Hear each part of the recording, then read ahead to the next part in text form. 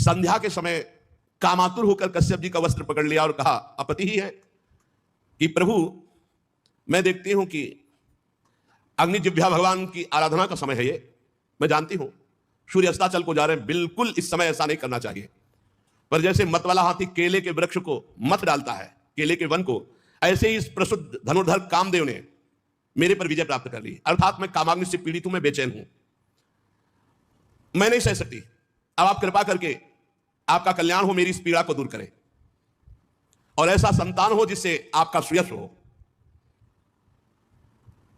हमने आपको बहुत प्यार से वर्ण किया है, हमारे पिता ने दक्षिण एकांत में हमसे पूछा था तुम्हें कैसा पति चाहिए, तो मैंने आपका ही नाम लिया था, अर्थात मैं आपको बहुत प्रेम करती हूं। ये प्रेम का दबाव भी डाला, इसलिए अब मुझ दीन के ऊपर कृपा कीजिए, मुझे कामदेव ने परास्त कर दिया, मैं बेचैन हूं।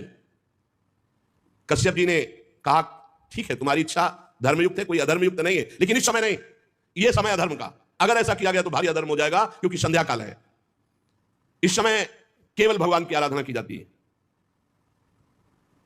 गृहस्थाश्रम में अपनी पत्नी की कामना को पूर्ण करना धर्म कहा गया है, लेकिन समय पर, यह समय संध्या काल का है, इस समय नहीं। इंद्रिय रूपी शत्रु से जो परास्त होकर धर्म का उल्लंघन करता है उसका पतन हो जाता है, नाश हो जाता है। तुम्हारी जैसी भार्या और वो भी धर्म का उल्लंघन बिल्कुल ठीक नहीं है, इस समय नहीं, क्योंकि इस समय भूत भावन भगवान शंकर अपने गणों के साथ भ्रमण करते हैं, और जिसके घर में संध्या वंदन आरती पूजा ये सब नहीं होती है तो वहां फिर विनाशकारी लीला होती है।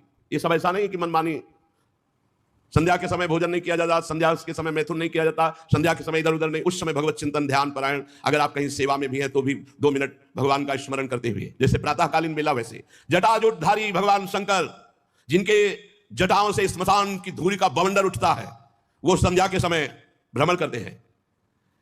उनके 3 नेत्र हैं, सूर्य और चंद्रमा, ये 2 नेत्र हैं जो सही ढंग से चलते हैं, तो सूर्य और चंद्रमा वाले नेत्र काम करते हैं, जो धर्म विरुद्ध आचरण करते हैं तो तीसरा नेत्र काम करता है जो सर्वनाश विनाशकारी। संसार में भगवान शंकर का ना कोई अपना है ना कोई पराया है, जैसा करोगे तत्काल वैसे फल मिलेगा। उनके लिए ना कोई आदरणीय, ना कोई निंदनीय, ना बंदनीय, कोई ना त्याजनीय, ना कोई अपना ना कोई पराया है। मस्त इसीलिए कहा गया भोले बाबा। बड़े बड़े देवता जिन भोगों की चाह करते हैं, लात मार के उन भोगों का सदैव अपने ध्यान में मगन रहते हैं, ऐसे लिखा है, भोगों को लात मार करके सदैव अपने ध्यान में मगन रहते हैं। विवेकी पुरुष को चाहिए कि कोई ऐसा अपराध भगवान शंकर का ना करे। खिलवाड़ मत समझ लेना, वो देवादिदेव अगर वो चुप भी हो गए तो आद्याशक्ति अंबार धांगिनी है, कहीं का नहीं रखेंगी, कैसे नहीं रखेंगे। या देवी सर्वभूतेषु बुद्धि रूपेण संस्थिता, बुद्धि घुमा देंगी, वहां फंसा देंगी जहां से निकलना मुश्किल है। बहुत समझाया पर देवी दिति तो एकदम, ब्रह्मर्षि कश्यप जी का वस्त्र पकड़ लिया और कहा मैं आपका उपदेश सुनने के लिए आपसे प्रार्थना नहीं किया। कश्यप जी ने भगवान को नमस्कार किया कि है जरूर